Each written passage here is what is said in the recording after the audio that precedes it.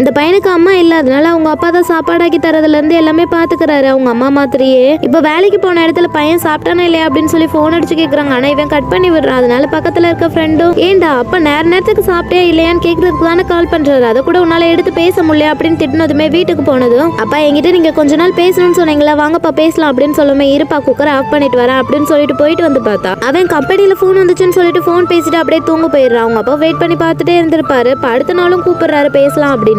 அவன் நான் கம்பெனில பேசிட்டு இருக்கேன், உனக்கு அறிவில்லையாப்பா அப்படின்னு சொல்லி திட்டிடுறா. இப்ப அடுத்த நாள் ரோட்ல போற குடிகாரனை பாக்குறாரு. எப்படி பண்ணி மட்டும் சந்தோஷமா இருக்க, எனக்கும் அந்த சந்தோஷமானதை கொடுப்பா அப்படின்னு சொல்லுமே சரக்கு எடுத்துட்டு வந்து கொடுக்குறான். இவர் இப்ப தினமும் குடிச்சதுனால வாமிட் பண்ணிட்டு இருப்பாரு. இப்ப அவர் ரோட்ல நடந்து போயிட்டு இருக்கப்போ ஒரு அம்மா வந்துட்டு நீங்க சாப்பிட்டீங்களா அப்படின்னு சொல்லி கேட்குமே அவங்களுக்கு ரொம்ப எமோஷனல் ஆயிடுது.